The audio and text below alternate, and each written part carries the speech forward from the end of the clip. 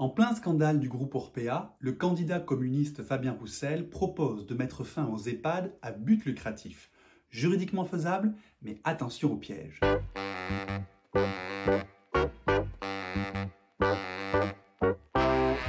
Créer un service public du grand âge, voilà une proposition phare de Fabien Roussel après la publication des Fossoyeurs, le livre du journaliste Victor Castanet qui dénonce la maltraitance dans les EHPAD du groupe Orpea.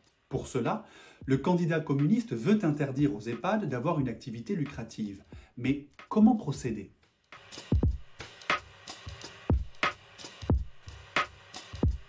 On pourrait imaginer imposer aux EHPAD privés des obligations de service public, avec des tarifs sociaux par exemple.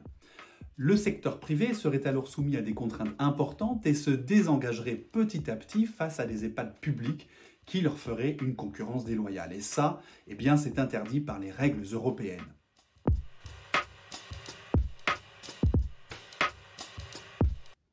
La solution serait de considérer les EHPAD comme un service social qui n'a pas à être soumis aux règles de concurrence. Et la Cour de justice de l'Union européenne l'accepte tout à fait, mais à plusieurs conditions.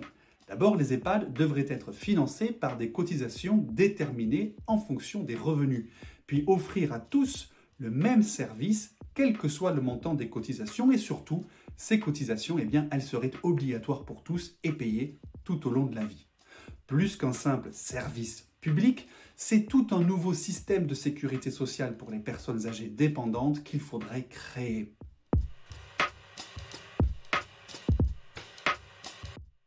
Autre hypothèse, appliquer la loi.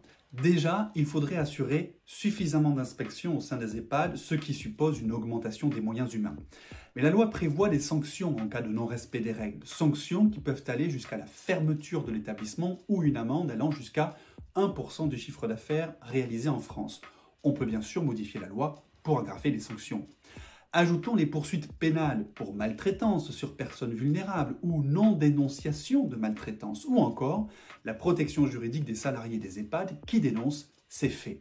Les outils juridiques existent déjà et peuvent tout de suite assurer une qualité de vie digne dans tous les EHPAD.